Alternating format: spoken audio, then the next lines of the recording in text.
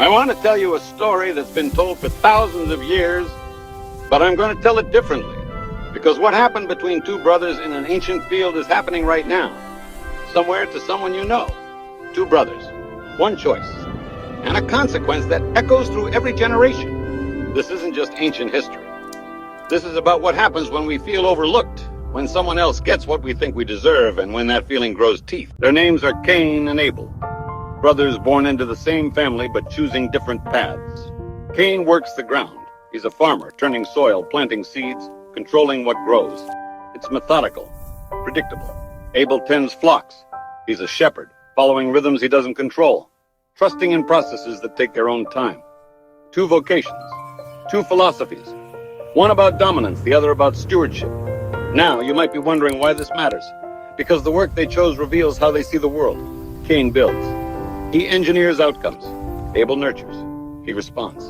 And when it comes time to give something back, to offer gratitude for what they've received, this difference becomes everything. Cain brings crops from his harvest. Abel brings the best of his flock. Same intention, you'd think. But actually, the quality of attention behind each offering couldn't be more different. What happens next is where things get interesting. Abel's offering is received with favor. Cain's is not. And it's not about the gift itself. It's about what's underneath it. Abel gave with full attention, with his best, with sincerity that couldn't be faked. Cain went through the motions. He gave, yes, but his heart wasn't in it. And somehow that difference was visible. Not to the eye, but to something deeper. Cain feels it immediately. That hot flush of rejection. That sinking realization that his brother succeeded where he failed. And this is where envy begins. Not as a dramatic explosion, but as a quiet corrosion. It's the thought that won't leave. Why him and not me?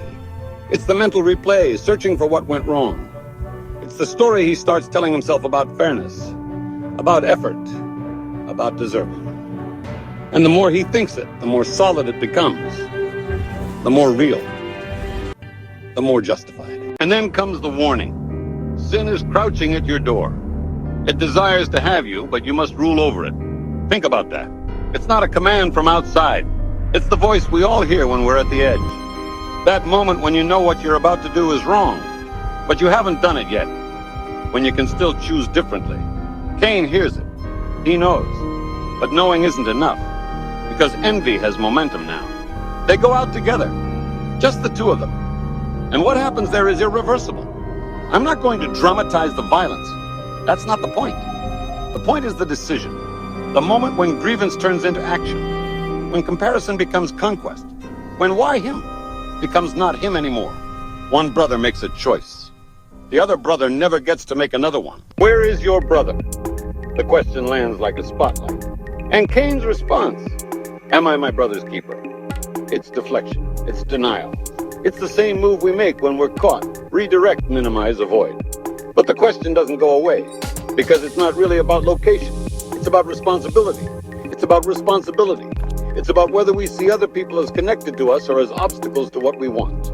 And this is where the story gets complex. Cain is marked, but not destroyed. He's sent away, yes. He loses his home, his standing, his peace. But he's also protected. The mark isn't just punishment. It's mercy. Consequence without annihilation. Justice without revenge. And maybe that's the most challenging part. Because we want clean endings. But actually, life gives us something harder. People who do terrible things and still have to live. Choices that can't be undone, but also can't be escaped. And the question that follows us all. When we feel that heat of comparison, that spark of envy, what do we do with it? Two brothers, one choice. And thousands of years later, we're still making it. Every time we feel overlooked. Every time someone else gets the recognition we wanted. Every time envy crouches at our door. We get to decide. Do we let it in? Or do we rule over it? Do we turn comparison into connection? Or into conquest? The story of Cain and Abel isn't about them. It's about us. And the choice is always ours.